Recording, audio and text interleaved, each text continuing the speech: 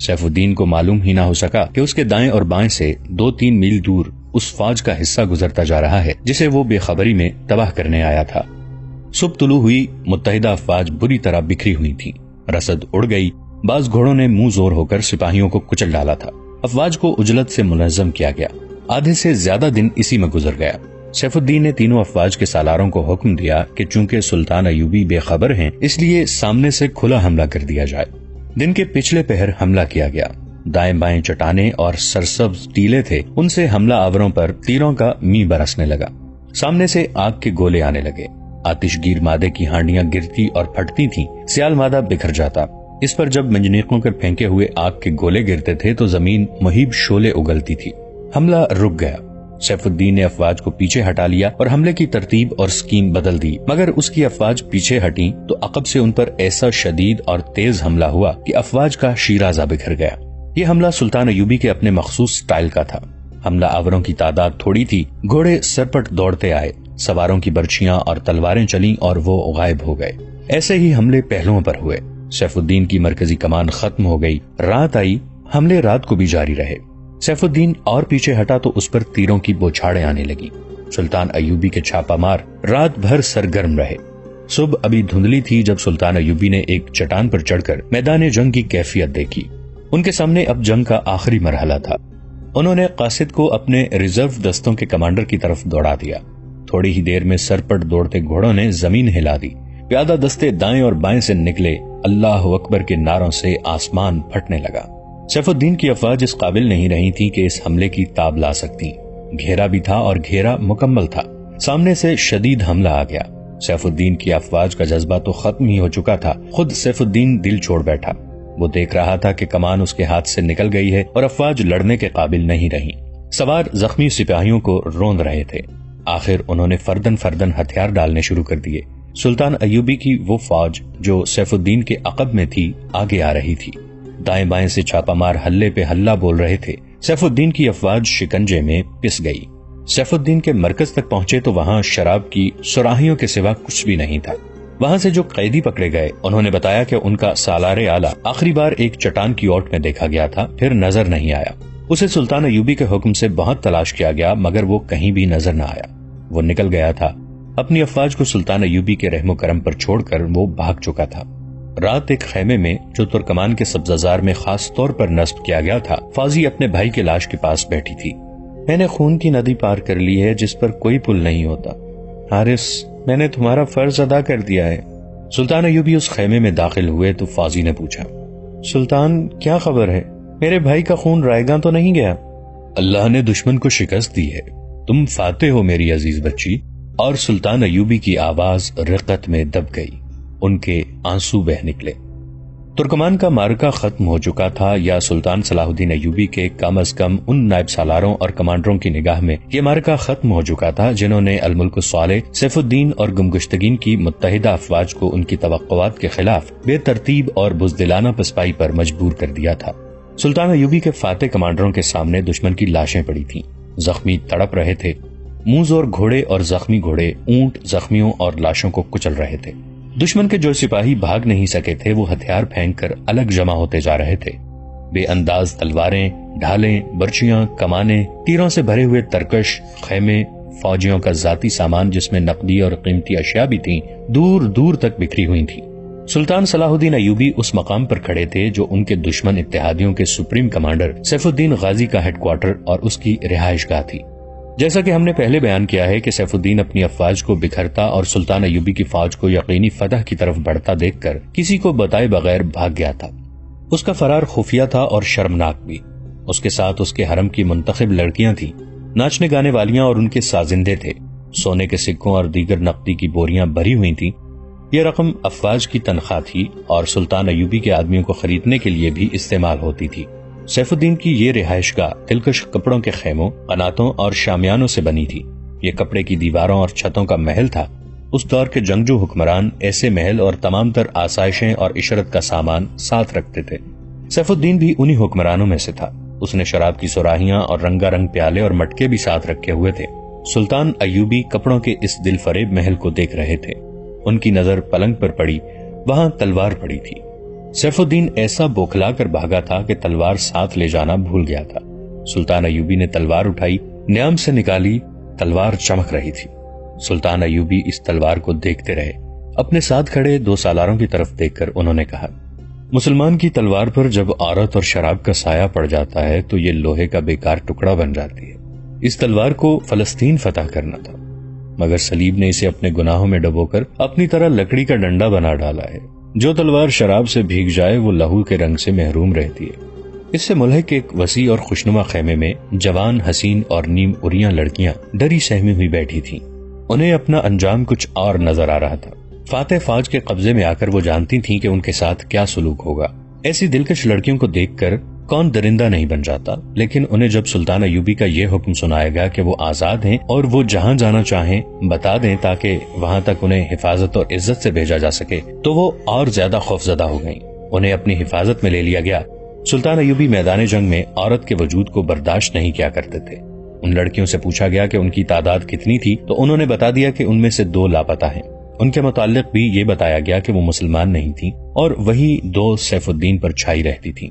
یہی کہا جا سکتا تھا کہ وہ سیف الدین کے ساتھ بھاگ گئی ہیں۔ اس دور کی جنگوں میں عموماً یوں ہوتا تھا کہ جنگ ختم ہوتے ہی فاتح فوج مال غنیمت پر ٹوٹ پڑتی تھی۔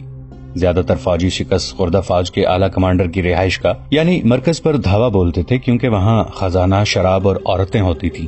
ایک طوفانی ہڑبانگ اور بعض اوقات دنگا فساد برپا ہو جاتا تھا۔ سلطان صلاح الدین ایوبی کے احکام سخت تھے۔ کسی افسر کو بھی اس کا عہدہ کتنا ہی اونچا کیوں نہ ہو، اجازت نہیں تھی کہ مال غنیمت کو ہاتھ لگائے۔ مال غنیمت سمیٹنے اور ایک جگہ جمع کرنے کا کام کسی ایک دستے کے سپرد کر دیا جاتا تھا۔ اس کی تقسیم سلطان ایوبی خود کرتے تھے۔ ترکمان کے مارکے کے بعد سلطان ایوبی نے مال غنیمت کے متعلق کوئی حکم نہ دیا۔ انہوں نے اپنے اور دشمن کے زخمیوں کو اٹھانے، مرہم پٹی کرنے اور جنگی قیدیوں کو الگ کرنے کا حکم دے دیا تھا۔ سلطان ایوبی میدان جنگ میں نظم و نسق اور ڈسپلن کی سختی سے پابندی کرایا کرتے تھے۔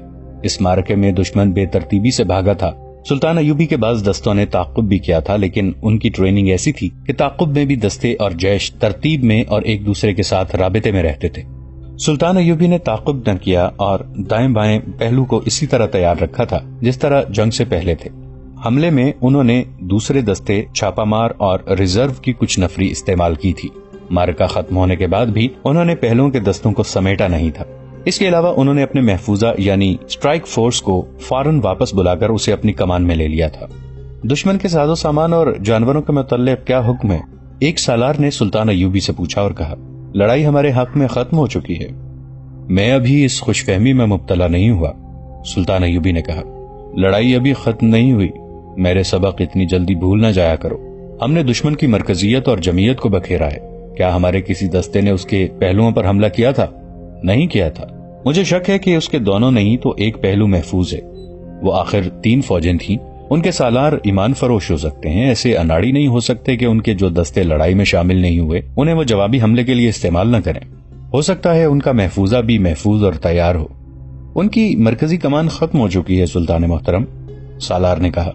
انہیں حکم دینے والا کوئی نہیں رہا۔ صلیبیوں کا بھی خطرہ ہے، سلطان ایوبی نے کہا۔ گو مجھے کسی طرف سے بھی اطلاع نہیں ملی کہ صلیبی فوج کہیں قرب و جوار میں موجود ہے، لیکن یہ علاقہ چٹانی ہے، یہاں ٹیلے اور وسیع نشیب بھی ہیں، بعض جگہوں پر جنگل بھی ہیں، کچھ حصہ ریگستانی بھی ہے، نظر دور تک نہیں دیکھ سکتی۔ دشمن اور سام پر کبھی بھروسہ نہیں کرنا چاہیے، مرتے مرتے ڈنک مار دیتا ہے۔ مجھے سیف الدین کے سالار مظفر الدین کی کوئی خبر نہیں۔ تم سب جانتے ہو کہ مظفر الدین اتنی آسانی سے بھاگنے والا سالار نہیں۔ میں اس کا انتظار کر رہا ہوں۔ اپنی آنکھیں کھلی رکھو، دستوں کو یکجا کر لو۔ مظفر الدین اگر میرے سبق بھول نہیں گیا تو وہ مجھ پر ایک جوابی حملہ تو ضرور کرے گا۔ سلطان ایوبی کا خطرہ بے بنیاد نہیں تھا۔ آپ نے قرون حماد کی جنگ میں سیف الدین کے ایک سالار مظفر الدین بن زین الدین کا ذکر پہلے سنا ہے۔ مظفر الدین سلطان ایوبی کی فوج میں سالار رہ چکا تھا اور اس کی مرکزی کمان میں اس کے ساتھ بھی رہا تھا، اس لیے اسے اچھی طرح علم تھا کہ سلطان ایوبی جنگی منصوبہ کن عناصر کو سامنے کر کے تیار کرتے ہیں اور میدان جنگ میں اس میں کس طرح رد و بدل کرتے ہیں۔ مظفر الدین کچھ تو ذہنی لحاظ سے پیدائشی جنگجو تھا، زیادہ تر تربیت سلطان ایوبی سے حاصل کی، اس لیے اس میں وہ جوہر تھے جو اسے میدان جنگ سے منہ نہیں موڑنے دیتے تھے۔ وہ سلطان ایوبی کا قریبی رشتہ دار، غالباً چچا زاد بھائی تھا۔ جب سلطان ایوبی مصر سے دمشق آئے اور مسلمان امراء ان کے خلاف صف آرا ہوئے تو مظفر الدین سلطان ایوبی کو بتائے بغیر ان کی فوج سے نکل کر ان کے دشمن کے کیمپ میں چلا گیا تھا۔ ترکمان کے اس معرکے سے پہلے قرون حماد کے معرکے میں مظفر الدین نے سلطان ایوبی کے پہلو پر ایسا شدید حملہ کیا تھا جس کا مقابلہ سلطان ایوبی نے پہلو کے دستوں کی قیادت اپنے ہاتھ لے کر کیا تھا۔ قاضی بہاؤالدین شداد کی تحریر کے مطابق اگر سلطان ایوبی خود قیادت نہ کرتے تو مظفر الدین جنگ کا پانسا پلٹ دیتا۔ سلطان ایوبی مظفر الدین کو فن حرب و ضرب کا استاد مانتے تھے۔ اب ترکمان میں انہیں جاسوسوں نے اس کے متحدہ دشمنوں کے افواج کے متعلق جو معلومات دی تھیں ان میں ایک یہ بھی تھی کہ مظفر الدین بھی ان افواج کے ساتھ ہے۔ یہ معلوم نہیں ہو سکا تھا کہ وہ قلب میں ہے، دائیں ہیں یا بائیں ہیں، یا وہ محفوظہ کا سالار ہے۔ سلطان ایوبی نے چند ایک جنگی قیدیوں سے اس کے متعلق پوچھا تھا۔ انہوں نے یہ تصدیق تو کر دی تھی کہ مظفر الدین لشکر کے ساتھ ہے، مگر کسی کو یہ علم نہیں تھا کہ کہاں ہے۔ ہو سکتا ہے قیدیوں نے اس پر پردہ ڈال دیا ہو کہ مظفر الدین کہاں ہے۔ سلطان ایوبی نے اپنے سالاروں سے کہا، میں تسلیم نہیں کر سکتا کہ وہ لڑے بغیر بھاگ گیا ہوگا۔ وہ میرا شاگرد ہے، میں اس کی جنگی اہلیت سے بھی واقف ہوں اور اس کی فطرت سے بھی۔ وہ حملہ کرے گا، اگر اسے یقین ہوا کہ وہ شکست کھا جائے گا پھر بھی وہ حملہ کرے گا۔ اسے حملہ کرنا چاہیے، ورنہ مجھے مایوسی ہوگی۔ صلاح الدین ایوبی یہ نہ کہے کہ مظفر الدین بھی بھاگ گیا ہے۔ یہ آواز سیف الدین کے سالار مظفر الدین کی تھی جو ترکمان کے میدان جنگ سے 2-2.5 میل دور سنائی دے رہی تھی۔ میں لڑے بغیر واپس نہیں جاؤں گا۔ اس وقت جب سلطان ایوبی سیف الدین کے رہائشی خیموں میں کھڑے تھے، سیف الدین کا کوئی کمانڈر یہ پیغام لے کر مظفر الدین کے پاس پہنچا تھا کہ سلطان ایوبی کو کس طرح قبل از وقت پتا چل گیا تھا کہ ان پر حملہ آ رہا ہے، اس لیے ہم دھوکے میں آ گئے۔ اب یہاں لڑنا بیکار ہے، بہتر یہ ہے کہ تم بھی واپس چلے جاؤ اور اپنے دستوں کو کسی اور بہتر جگہ لڑانے کے لیے بچا کر لے جاؤ۔ سیف الدین نے اس پیغام میں اپنے متعلق بتایا تھا کہ وہ کسی کو بتائے بغیر میدان جنگ سے جا رہا ہے۔ ہم آپ کا ہر حکم بجا لائیں گے، مظفر الدین کے ایک نائب سالار نے اسے کہا، لیکن اس حالت میں جبکہ ہماری فوج کے لڑنے والے حصے مارے گئے، زخمی یا قیدی ہو گئے یا بھاگ گئے ہیں، اس توڑی سی فوج سے جوابی حملہ کرنا مناسب معلوم نہیں ہوتا۔ میں ان دستوں کو ناکافی نہیں سمجھتا جو میرے پاس ہیں، مظفر الدین نے کہا۔ یہ اس فوج کا 1/4 ہے جو ہم ساتھ لائے ہیں۔ سلطان ایوبی اس سے بھی کم نفری سے لڑتا اور کامیاب ہوا کرتا ہے۔ میں اس کے پہلوؤں پر حملہ کروں گا۔ میں اب اسے وہ چال نہیں چلنے دوں گا جو اس نے قرون حماد میں چلی تھی۔ تم سب حملے کے لیے تیار ہو جاؤ۔ عالی مقام سیف الدین غازی والی موصل 3 فوجوں کی نفری سے ہار گئے ہیں، نائب سالار نے کہا۔ میں اپنے مشورے کو دہراؤں گا کہ اس تھوڑی سی نفری سے حملہ کرنا اسے مروانے والی بات ہے۔ میدان جنگ میں اپنے حرم اور شراب کے مٹکے ساتھ رکھنے والوں کے پاس 3 کی بجائے 10 فوجیں بھی ہوں تو ان کا انجام یہی ہوتا ہے جو والی موصل سیف الدین کا ہوا ہے۔ مظفر الدین نے کہا، میں بھی شراب پیتا ہوں، لیکن یہاں پانی نہ ملے تو میں پرواہ نہیں کرتا۔ سلطان ایوبی مجھے ایمان فروش اور غدار کہتا ہے، لیکن میں اس لیے اس سے لڑنے سے منہ نہیں موڑوں گا کہ وہ مسلمان ہے۔ یہ 2 سالاروں کی ٹکر ہوگی، یہ 2 پہلوانوں کا دنگل ہوگا، یہ 2 تیغ زنوں کا مقابلہ ہوگا۔ اپنے دستوں کو تیار کرو اور یاد رکھو، صلاح الدین ایوبی کے جاسوسوں کی نظریں زمین کے نیچے بھی دیکھ سکتی ہیں۔ اپنے دستوں کو آج رات اور پرے لے جاؤ اور ہر طرف دور دور تک اپنے آدمی چھوڑ دو۔ وہ جسے مشکوک حالت میں گھومتا پھرتا دیکھیں اسے پکڑ لیں۔ اس نے ایک جگہ منتخب کر لی تھی جہاں دستوں کو چھپایا جا سکتا تھا۔ حملے کے لیے اس نے کوئی اور دن اور وقت مقرر نہ کیا۔ اپنے نائب سالاروں سے کہا، سلطان ایوبی میں لومڑی کی چالاکی اور خرگوش کی پھرتی ہے۔ مجھے میرے مخبروں نے بتایا ہے کہ اس نے ابھی مال غنیمت سمیٹا نہیں اور اس نے اپنی فوج کے پہلوؤں کو بھی نہیں سمیٹا۔ اس سے پتہ چلتا ہے کہ وہ پیش قدمی نہیں کرے گا، اور یہ بھی ظاہر ہوتا ہے کہ وہ ہمارے جوابی حملے کا خطرہ محسوس کر رہا ہے۔ میں اسے اچھی طرح جانتا ہوں، وہ کس انداز سے سوچا کرتا ہے۔ میں اسے یہ دھوکہ دوں گا کہ ہم سب بھاگ گئے ہیں اور اب حملے کا خطرہ ٹل گیا ہے۔ یہ عقل اور فہم و فراست کی جنگ ہوگی۔ وہ 2 دنوں سے زیادہ انتظار نہیں کرے گا۔ اس کی طرح میں بھی اپنے جاسوسوں کو اس کی نقل و حرکت دیکھنے کے لیے استعمال کروں گا۔ جو ہی وہ مال غنیمت سمیٹنے لگے گا اور اس کی توجہ دائیں بائیں سے ہٹ جائے گی، ہم اس کے پہلو پر حملہ کر دیں گے۔ یہی وہ خطرہ تھا جسے سلطان ایوبی محسوس کر رہے تھے۔ سیف الدین کے لشکر پر جس طرح سلطان ایوبی نے بے خبری میں اس کی توقعات اور اس کے خوابوں کے خلاف حملہ کیا تھا، اس کی تفصیلات ہم پہلے بتا چکے ہیں۔ ہم نے آپ کو بتایا کہ سلطان ایوبی نے ایک تو اپنے دستے سیف الدین کی فوج کے دائیں بائیں سے اس کے عقب میں بھیج دیے تھے، اس کے علاوہ انہوں نے اپنے چھاپا مار بھی روانہ کر دیے تھے۔ یہ ان کی کمانڈو فورس تھی جس کے ہر کمانڈر اور سپاہی میں غیر معمولی ذہانت، دلیری اور پھرتی تھی، اور یہ تربیت یافتہ جاسوس بھی تھے۔ اس فورس نے 4-4 سے لے کر 12-12 کی ٹولیوں میں تقسیم ہو کر دشمن کو بہت نقصان پہنچایا تھا۔ ان میں ایک ٹولی 12 سپاہیوں کی تھی جس کے صرف 3 سپاہی اور ٹولی کا کمانڈر الناصر زندہ تھے۔ الناصر اپنی ٹولی کے ساتھ ترکمان کے مارکے سے ہی سیف الدین کی متحدہ فوج کے دور پیچھے چلا گیا تھا۔ اس کا نشانہ عموماً دشمن کی رسد ہوتی تھی، اب کے بھی وہ اپنی ٹولی کو گھوڑوں پر لے گیا تھا۔ اس کے پاس فیتے والے آتشی تیر تھے، تھوڑا سا آتش کی ارمادہ تھا، برچیاں، تلواریں اور خنجر تھے۔ رسد بہت دور تھی۔ الناصر کو زمین نے یہ سہولتیں مہیا کی تھیں کہ یہ میدان یا ریگزار نہیں بلکہ دور دور تک چٹانیں، ٹیلے اور نشیبی علاقے تھے جن میں چھپنا آسان تھا۔ دن کے دوران ہدف کے قریب گھوڑے چھپائے جا سکتے تھے۔ اتحادیوں کی افواج کی رسد، جس میں فوج کے لیے اناج اور جانوروں کے لیے خشک گھاس اور دانہ وغیرہ تھا، پیچھے آ رہا تھا۔ اس سامان میں تیر و کمان اور برچیاں وغیرہ بھی تھیں۔ الناصر نے پہلی ہی رات رسد پر کامیاب چھاپا مارا تھا۔ بہت سی رسد آتشی تیروں سے جل گئی تھی۔ دن کو وہ اپنی ٹولی کے ساتھ ایک جگہ چھپا رہا مگر سویا نہیں۔ اس نے دیکھ لیا تھا کہ دشمن کے فوجی کھڈنالوں میں اور ٹیلوں کی اوٹ میں اس کی پارٹی کو ڈھونڈ رہے تھے۔ اس نے اپنے سپاہیوں کو ادھر ادھر موزوں بلندیوں پر بٹھا دیا تھا۔ انہوں نے کمانوں میں تیر ڈال رکھے تھے۔ دشمن کے فوجی دور سے ہی واپس چلے گئے تھے۔ سورج غروب ہونے کے بعد اس نے چھپ کر رسد کا قافلہ دیکھا۔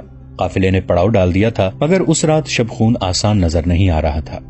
دشمن نے ارد گرد گشتی پہرے کا بڑا سخت انتظام کر دیا تھا۔ یہ پہرا پیدل بھی تھا اور گھڑ سوار بھی۔ اس کے باوجود الناصر نے شب خون کا ارادہ کر لیا۔ دشمن کی ابھی بہت سی رسد باقی تھی۔ یہ سلطان ایوبی کا ایک تباہ کن طریقہ کار تھا۔ دشمن کی رسد کو چھاپا ماروں سے تباہ کرا دیا جاتا تھا۔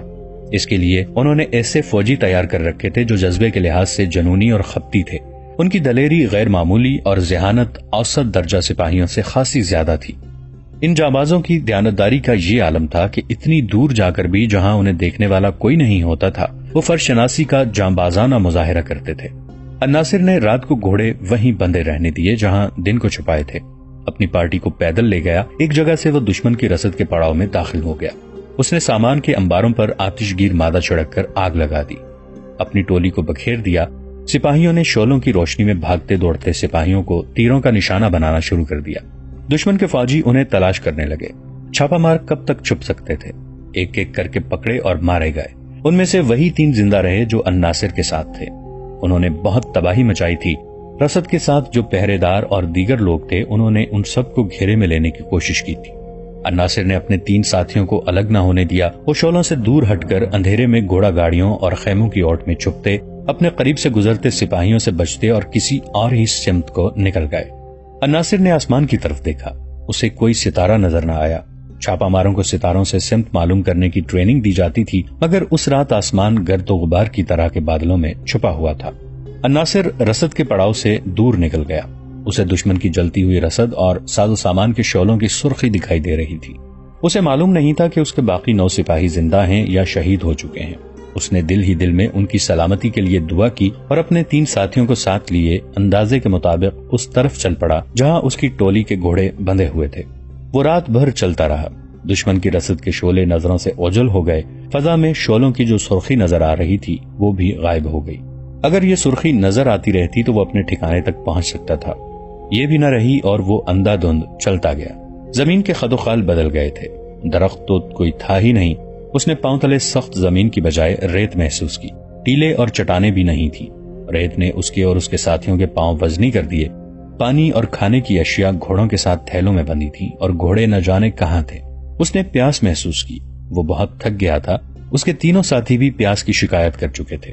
ان سب کی رفتار بھی ختم ہوتی جا رہی تھی۔ الناصر نے وہیں رک جانا اور آرام کر لینا مناسب سمجھا۔ اس کے ساتھیوں نے اس امید پر چلتے رہنے کا مشورہ دیا کہ کہیں پانی مل جائے گا۔ اس خطے میں پانی کی قلت تو نہیں تھی لیکن وہ اس خطے کے اس حصے میں جا نکلے تھے جو ریگزار تھا۔ وہاں پانی کا نام و نشان نہ تھا۔ وہ کچھ دیر اور چلے اور تھک ہار کر بیٹھ گئے۔ الناصر کی آنکھ کھلی تو اس کے 3 سپاہی بے ہوشی کی نیند سوئے ہوئے تھے۔ سورج افق سے اٹھ آیا تھا۔ الناصر نے چاروں طرف دیکھا۔ وہ ریت کے سمندر میں کھڑا تھا۔ اس کا دل ڈوبنے لگا۔ وہ تو صحراؤں میں جنا پلا اور صحراؤں میں اس نے لڑائیاں لڑی تھی۔ وہ ریگزار سے ڈرنے والا نہیں تھا۔ اس کی گھبراہٹ کی وجہ یہ تھی کہ اسے توقع نہیں تھی کہ یہاں ریگستان ہوگا۔ گھبراہٹ کی وجہ یہ بھی تھی کہ افق تک پانی کے کوئی آثار نظر نہیں آتے تھے۔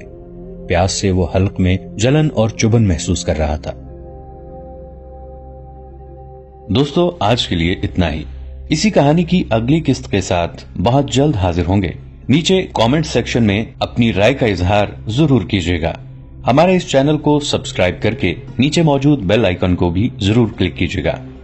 اگلی ملاقات تک کے لیے ہمارا اور آپ کا اللہ نگہبان۔